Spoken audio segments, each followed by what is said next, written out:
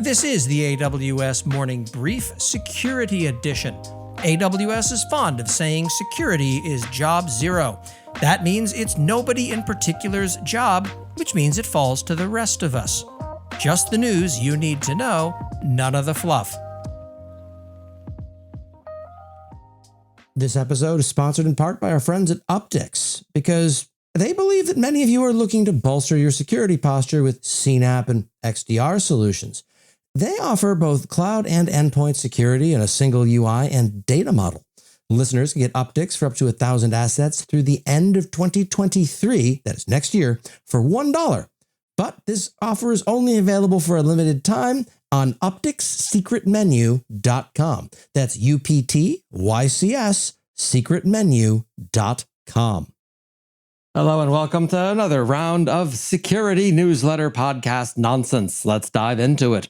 That inside attacker who worked at jackass company Ubiquiti has pled guilty. Yes, the employee was a bad actor, but note the sequence of events here. They set the CloudTrail log retention to 1 day during their attack. Then the company emailed customers saying there was no evidence of access to or misuse of customer data. If you trust this company at all after a stunt like that, I'm sorry, you're a fool.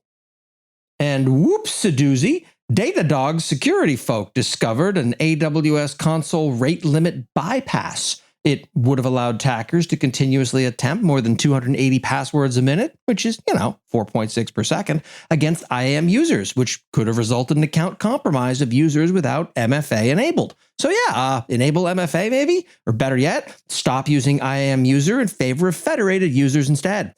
Once again, I'm also asking AWS to give me a list of third-party blogs I need to be following in order to keep abreast of AWS security issues, since there's no mention of this on any AWS property.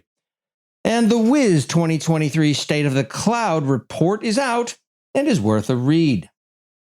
This episode is sponsored in part by Honeycomb. I'm not going to dance around the problem. Your engineers are burned out. They're tired from pagers waking them up at 2 a.m. for something that could have waited until after their morning coffee.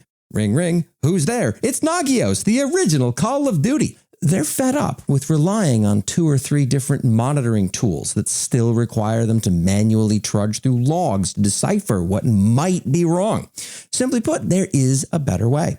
Observability tools like Honeycomb and very little else, because they do admittedly set the bar, show you the patterns and outliers of how users experience your code in complex and unpredictable environments, so you can spend less time firefighting and more time innovating.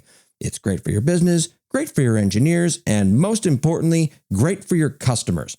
Try free today at honeycomb.io/screaminginthecloud.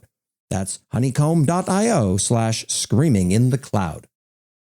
From AWS, the anatomy of ransomware event targeting data residing in Amazon S3. That's a mouthful of a headline, but all right. AWS finally has a public reference for something I've been wondering for a while.